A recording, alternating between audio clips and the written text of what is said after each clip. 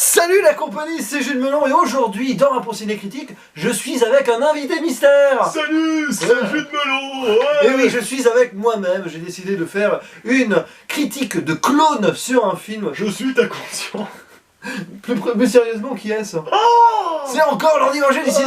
Incroyable. Et oui, parce que nous avons eu envie, enfin oui c'est ça, oui, clairement, une envie commune. Non, je t'ai proposé quoi. Oui, mais j'ai eu envie aussi de voir un film sorti en 2011, réalisé par Eric Laven. Envie d'avoir envie. Oui, bienvenue à bord avec, pas Christian Clavier, malgré cette introduction, mais Franck Dubosc, voilà. Premier point. Puisque j'ai décidé, en compagnie de Dimitri, de découvrir plein de films avec Franck Dubosc, pour des raisons que vous découvrirez plus tard. Déjà, une raison ici, cette vidéo, par exemple. Il y a également Valérie Lemercier, qu'on a pu adorer dans Les Visiteurs, par exemple. Malheureusement que le 1, voilà. Gérard Darmon, que vous avez peut-être pu apprécier dans Astérix Mission Cléopâtre, ou La Cité de la Peur, deux de mes comédies françaises préférées, donc voilà, grand acteur. Et on peut aussi citer Lionel Astier. Oui, voilà, le père d'Alexandre Astier, créateur de Camelot. Voilà. Et citons aussi Louisa Ranieri, une actrice italienne qui joue donc le commandant de bord dans le film. Et citons aussi Philippe Lelouch, le frère de Gilles, qui joue un prof de gym assez spécial. Voilà. On a un sacré casting. Exactement, un casting assez choral, avec des acteurs reconnus. Oui, absolument. Qui donc, pour une comédie française, voilà, tout simplement, qui raconte l'histoire d'un homme un peu étrange, prénommé Rémi, joué donc par Franck Dubosc, qui a l'air un petit peu bébête, gamin, on sait pas trop. Un peu idiot. Voilà, un peu idiot. Enfin, voilà, et qui cherche à se faire engager pour être animateur sur une croisière. Je t'écoute, je t'en lunettes, mais... La raison de nettoyer tes lunettes, c'est très important. Et du coup, la DRH va s'entretenir avec lui, une DRH jouée par Valérie Lemercier. Alors évidemment, elle va pas le prendre, c'est pas possible.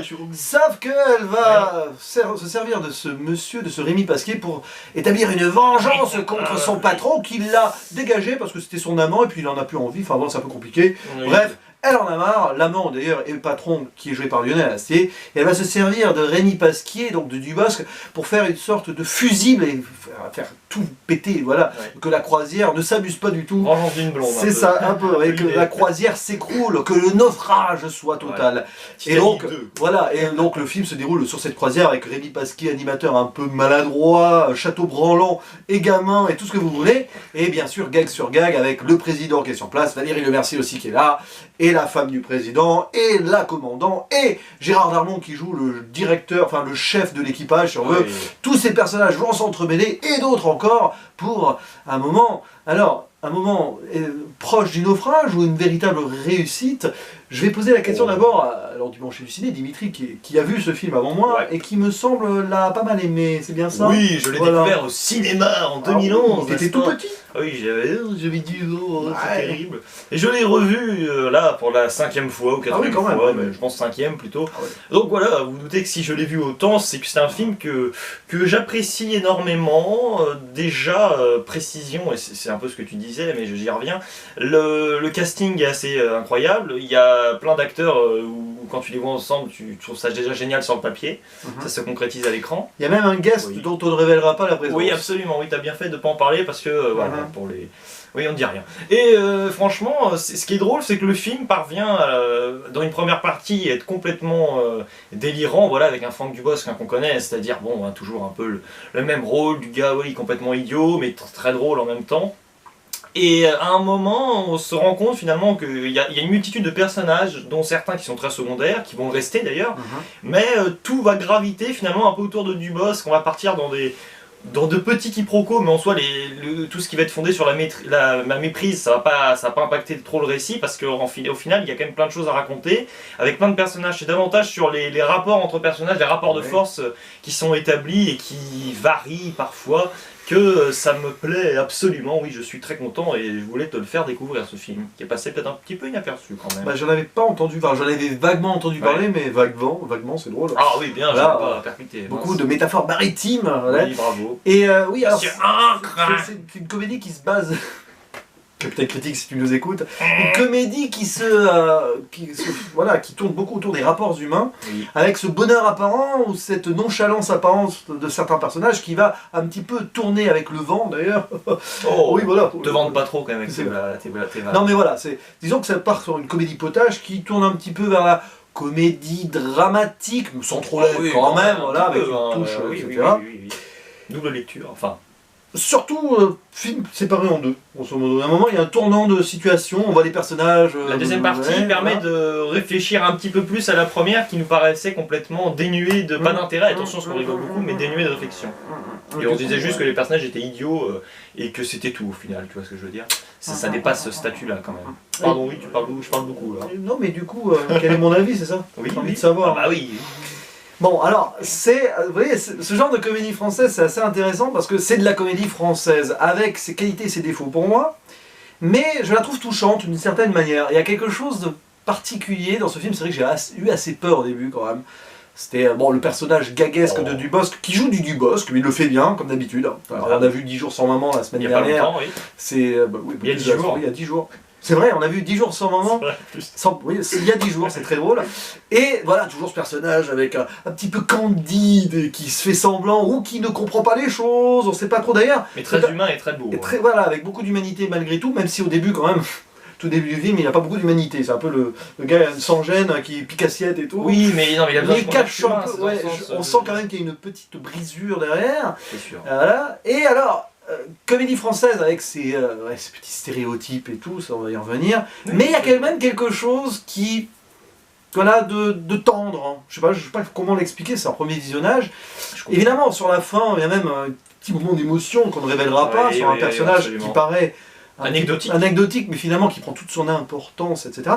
Et c'est un peu, ce film est un peu l'allégorie du vilain petit canard, d'ailleurs, c'est drôle, parce que ça, oui, à un moment il y a un spectacle. Il y a beaucoup de côté méta d'ailleurs, hein, sans trop. Et le personnage de Rémi, c'est le vilain petit canard, on sent que c'est le gars qui s'est pas du tout adapté à la société, qu'il est un peu gamin, un peu bébête, un peu pour ça aussi. Alors on sait pas si c'est parce qu'il est bébête qu'il n'a pas trop, ou l'inverse. C'est vrai que les enfants peuvent aussi bien s'éclater dans ce film, hein, à voir aussi. Oui.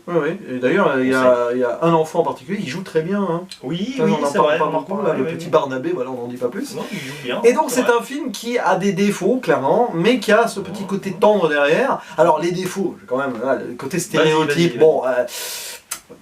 un petit côté stéréotype, les femmes prennent cher quand même. Alors évidemment, c'est selon le point de vue de certains personnages. Bah oui, attention, parce qu'il y a un moment où tu t'étais un peu affolé, parce qu'il y a un plan très particulier. Non, oui, un plan, point de vue du boss qui voit les seins, voilà. Oui, mais ou le personnage d'Armand qui est aussi très... oui, mais c'est un peu l'enfant, parce que Dubosc est un enfant et qui à la rencontre d'une femme tout d'un coup qu'il semble bien apprécier, n'est-ce pas, en mode Patrick Chirac de Camping. Oui, il y a des références à Camping oui, aussi. voilà. Notamment avec le t-shirt là.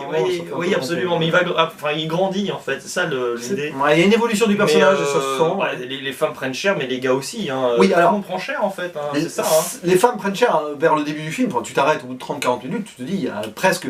On pourrait parler presque, attention, hein, je m'emballe, le sexisme, même si c'est quand même retourné déjà le personnage donc, de l'italienne qui est le commandant. Donc bon. C'est la seule qui. C'est le seul personnage qui ne se fait pas déglinguer, on va dire, à un moment. Attention, déglinguer pas dans des sens. Oui, alors. Non, mais attends. Oui. Restons calmes. Non, qui ne se fait. Hein, dis-le tu vois. Non, c'est pas ça, mais. Non, je vais m'expliquer. Le capitaine, c'est le seul personnage qui en soi n'est pas déprécié à un moment donné. Voilà, c'est ce que je veux dire. C'est la seule qui n'a pas vraiment de défaut en soi. Oui, c'est sûr, le seul personnage qui va pas être détestable à un moment. Voilà, même Dubosc, il y a des passages où bon. Ça part un peu loin, mais c'est surtout un personnage un peu pitoyable. Hein. Puis c'est ça aussi qui nous. Au début, on en rigole, c'est le bouffon du roi. Mais à la fin, le bouffon du roi montre qu'il. Enfin, on va pas trop en révéler, mais je veux dire, il va montrer une certaine évolution. Alors, ça aussi, c'est un peu léger bémol, même si c'est touchant. Quand même, léger bémol, c'est que son évolution est un peu brusque quand même. On aurait pu la plus la travailler. Tu sais pourquoi? Oui, je suis un peu d'accord là-dessus. Il y a un problème de. Peut-être pas de longueur. Enfin, si, de longueur des scènes. C'est-à-dire qu'il y a des scènes qui sont trop vite cutées. À un moment, le personnage va prendre une décision qui va inciter d'autres personnages à venir le rattraper. Vers ça. Sans trop en dire. Mais bon, c'est pas un film, franchement, tout est prévisible hein, là-dessus. Non, mais le scénario, rassurez-vous. Enfin. Vous pouvez le voir après, c'est cousu de fil blanc, donc ne vous inquiétez pas, on ne spoile pas grand chose en soi, mais d'un coup oui, c'est-à-dire que non seulement certaines décisions sont très brusques, mais surtout il y a un cut, c'est-à-dire que tu as l'impression que le film, et comme il dure 1h35 et qu'il y a plein de personnages, il est parfois un peu obligé d'accélérer, c'est-à-dire qu'au début ça part très lentement quand même. On met en place tranquillement des personnages, on ne sait pas vraiment d'ailleurs où certains vont nous emmener, on se demande même s'il n'y en a pas certains, enfin il y a pas des acteurs qui sont juste là pour le caméo, mais au final non, pas vraiment. Et à la fin, non mais c'est vrai, on est obligé à un moment de tout brusquer, et peut-être que le personnage ne se centre pas uniquement sur Dubosc, en conclusion. Petit souci de rythme par rapport à l'ambition de tous ces personnages, forcément il y en a qui gravitent et il y en a qui servent quasiment à rien, c'est juste pour du comic relief. Celui qui joue à sa machine à sous pendant tout le film, au final ça sert à rien. Oui, oui, mais c'est drôle par rapport à la finalité du truc, mais bon. Oui, mais t'as au moins déjà 6-7 personnages à gérer. Peut-être que c'est ça le problème du film en soi, c'est que trop de personnages, ils ont voulu faire compliqué sur un scénario simple.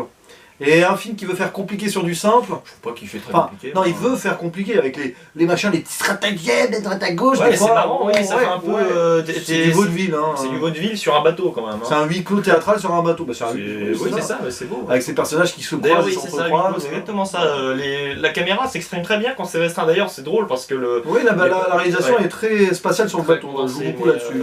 Et paradoxalement, il faut y venir quand même, c'est les plans plus larges où là t'as repéré les fonds verts à des kilomètres. Oui, il y a du numérique, forcément. C'est tout retouché par ordinateur. Mais même les scènes à un moment où on est sur une île et tout ça, c'est-à-dire des plans un peu plus généraux, c'est vrai qu'ils sont moins maîtrisés que que les plans où on voit juste les têtes des acteurs de très près d'ailleurs. Et il y a quand même quelque chose que j'ai envie de rappeler, de préciser, c'est quand même là où tu dis voilà que le film a peut-être des stéréotypes, il y a quand même sur un aspect où le film par contre ne se vautre pas du tout, parce que le film ne se vautre pas, hein. Mais je veux dire par rapport aux stéréotypes, il y en a un qui l'écarte complètement. C'est le fait de prendre uniquement déjà des acteurs renommés pour les mettre dans un film et puis faire un peu ce qu'on peut, on va dire. Là, le film prend des acteurs réputés et ils sont quand même censés accepter une certaine image d'eux pour ce film, tu vois ce que je veux dire un peu comme dans Thalasso avec... non mais c'est ça. Il y a presque un côté mise en abîme avec des autoréférences. Voilà, et avec Welbeck là, dans Thalasso, c'est un peu la même idée là. Ah, peut-être un peu moins Le Mercier pour le coup, mais il y a des personnages. Lionel Astier, à un moment, bon, on lui fait comprendre qu'il est un peu gros pour le. Voilà, qu'il est un peu enveloppé, on va dire, à un moment, et puis c'est très drôle, quoi. C'est vraiment. C'est le film où, si vous voulez voir vos acteurs préférés se faire un petit peu charrier gentiment, franchement, vous allez bien vous marrer. Donc, avec ses autoréférences, Darmon, à un moment, qui fait cette petite danse, on se rappelle la Carioca dans la Cité de la Peur, pour ceux qui connaissent. Toi, tu as bientôt le coup. Et puis, Dubosc, il y a de l'autoréférence dans tous les sens. Oui. Il y a référence camping, référence au monde de Nemo à un moment. Oui. Pour une scène fantasmagorique de rêve, qui rappelle le Titanic en plus, voilà. Coucher Nemo. À un moment, il y a un poisson, il dit coucher Nemo. Oui, comme il fait la voix du père de Nemo, c'est drôle. D'ailleurs, tu sais que moi quand j'ai découvert là, le film en 2011, je ne savais pas qu'il lisait la VF dans la VF de Nemo. Et c'est vrai que ça m'avait comme, mais malgré tout, j'ai comme te le dire, même si la référence on ne la cerne pas à ce moment-là quand on le visionne, ça reste quand même très drôle parce que c'est un peu c'est des dialogues qui sortent tellement de nulle part qu'à un moment c'est un film limite de l'impro. C'est ça, oui, par moment on se le demande, hein. C'est-à-dire que des fois il y a même des erreurs de mots qui sont jamais rattrapées, on se demande si c'est pas laissé pour continuer. C'est pas une histoire de problème de timing dans le tournage. Parfois on est à deux doigts de se demander si c'est pas fait exprès. Ouais, mais je pense. Mais en tout cas, c'est très maîtrisé. En tout cas, si ça ne l'est pas, ça en donne l'impression. C'est-à-dire que c'est pas un film brouillon où tu ne comprends rien, tu vois ce que je veux dire. C'est un film malgré tout qui prend beaucoup de liberté avec ses acteurs, et c'est un film d'acteurs, hein. Concrètement là c'est un film d'évasion, voilà. D'ailleurs ils ont certainement tourné sur un vrai bateau et tout à un moment. Oui. Et alors, c'est ce que je disais, il y a une autre référence pour Dubosc, disco, où il danse un moment. J'ai pas encore mis ça, tu comprendras très vite, une petite danse de disco et tout, sur de la musique soul et pas R&B, hein. Référence à ce personnage un petit peu pénible, qui est drôle, parce que c'est un très bon personnage, qui chipote surtout, il dit « Oh mais je suis pas un gars chiant, mais bon, je voulais le dire. » il est très méticuleux. Avec un peu tes lunettes, mais pas la même couleur. Oui, un petit peu, les couleurs. C'est Général Mas Junior, pour ceux qui connaissent, évidemment, l'opération Corned Beef. Et donc, je reviens, alors c'est une vidéo où ça va en cercle, un peu comme le film. Et donc, l'autre stéréotype, petit stéréotype, le prof de gym qui joue au gay pour attirer les filles, qui se laisse quand même un petit peu facilement séduire. C'est là, par exemple, voilà, ça c'est vraiment le petit bémol que j'ai sur le traitement des femmes, juste là-dessus, c'est que en gros, elles tombent vachement rapidement dans le piège, quand même, à peu près toutes, hein. Il y en a au moins 5-6 qui passent à la casse. Mais il faut quand même repérer quelque chose, c'est vrai, je suis d'accord avec toi. Joué par le frère de Gilles Lelouch. Oui, voilà, c'est ce personnage. C'est vrai, oui, là-dessus, d'accord. Bon, après, en même temps, je ne cherche pas à prendre la défense des femmes, là, pour le coup, mais quand on voit leurs maris qui sont quand même assez insupportables, ce qui est drôle, c'est que le film prend un peu ça comme excuse, tu vois ce que je veux dire, mais après, non, mais ça n'excuse pas, enfin, c'est pas que ça n'excuse pas, parce que pour moi, le film ne se vautre pas non plus à cet endroit, attention, hein. Mais ce que je veux dire, c'est que non seulement les femmes se laissent berner, évidemment, par son piège, Mais en plus, à part, enfin non, pas à part justement, mais ce que je veux dire, c'est que même il n'y a pas vraiment d'exception justement. C'est-à-dire que même les hommes, bon, ceux qui sont dans la confidence l'ont bien cerné évidemment, ceux qui connaissent depuis un petit moment, mais en général, tout le monde se laisse un peu berner par ce jeu qui est complètement, mais très grossier, il faut le dire, et très accentué. Voilà, bon, voilà, il parle bizarrement, il a les mains dans tous les sens, mais c'est plus pour moi pour montrer un personnage. Il est pas détestable, curieusement. Enfin, je sais pas ce que t'en penses. Non, pas c'est pas un film détestable, un personnage détestable, ni un film détestable du coup, forcément. Mais c'est un personnage pas non plus pitoyable hein, comme Dubosc, mais qu'on n'arrive pas à cerner parce qu'il paraît tellement extérieur au film oui, c'est ça, que bah, c'est pas grave. C'est-à-dire que quoi qu'il fasse, hein, il pourrait même tuer quelqu'un. Non mais j'exagère, mais il est juste là pour la finalité du film. Exactement. D'ailleurs, c'est plus un prétexte que vraiment un élément du film en soi très très pertinent. Après voilà, je vais bémoliser, je sais pas si ça se dit, le côté sexiste. C'est pas vraiment sexiste parce que quand même il y a des femmes fortes qui prennent des décisions et niveau vengeance, du coup, leur mari ou leurs hommes ou leurs connaissances. Il est sexiste envers les hommes et les femmes. Non, ça joue sur les stéréotypes. Non, mais si on considère que c'est un peu sexiste envers les femmes, ça l'est aussi envers les hommes, si on va chercher. Mais... Non, mais en fait, voilà, ça joue sur beaucoup de stéréotypes, ce qui fait que l'ensemble parfois fait un peu faux ou trop trop forcé. Voilà, tous ces gens qui ont envie de se venger, tous ces gens qui sont obsédés, tout ça, ça va vraiment au bout de son délire. Voilà. Ça, j'apprécie. Non, mais ah oui, par contre, il va au bout de son délire. C'est vraiment, c'est pas une promesse à départ où tu vois que ça va, tu sens que c'est un film qui est un peu volatile, où tu sais pas vraiment, enfin tu sais quand même où il veut t'emmener scénaristiquement, mais tu sais pas où jusqu'où les personnages et les acteurs vont nous projeter. Et ça, c'est bien. Et je suis content d'ailleurs que tu l'apprécies parce que. Je vais quand même faire un micro parallèle moi avec le film À bras ouverts, dans le sens où À bras ouverts est un film de Philippe de Chauvron qui s'est fait éclater globalement par tout le monde, que je défends parce que je trouve qu'il est pas mal, voilà, pas parfait mais sympatoche. Voilà, dans Marova, il y a un peu cette sensation, et c'est pour ça que je ne pensais pas vraiment, parce que le film se fait éclater, hein, sur Sens Critique, il est très bas, enfin bref, le film n'a pas plu, hein, globalement, je pensais qu'il ne plairait pas trop, on va dire, mais j'ai quand même tenté le coup, parce que par moment, il y a un peu cette même dynamique, bon attention, même si je préfère largement ce film à celui d'À bras ouverts, je pense que la réalisation est quand même un cran dessus par rapport à un de Chauvron qui est un petit peu... Qui a une réalisation un petit peu terne, hein, voilà pour le coup, il faut le dire. Mais il y a un peu cette même dynamique, je pense quand même que je te rejoins sur le fait que c'est une comédie française en soi, somme toute très classique dans la méthode, mais je trouve que depuis, tu vois, même si je rattache vraiment ce film pour moi à bras ouverts sur l'idée, ça marche beaucoup mieux dans ce film là qui a presque 10 ans maintenant. Parce que, je sais pas, peut-être aussi de voir les acteurs un peu plus jeunes aussi, peut-être que je sais pas, parce que c'est assez fou, c'est-à-dire que le film, on va dire que les acteurs, on a l'impression que le film aurait pu être tourné hier, que ça change pas grand-chose, et je pense quand même que là j'y reviens, même si la caméra zoome pas mal sur les personnages, sur les acteurs, les acteurs sont un peu intemporels, pour le coup, je sais pas si t'as repéré, c'est-à-dire que, je sais pas, moi Gérard Darmon fait toujours aussi...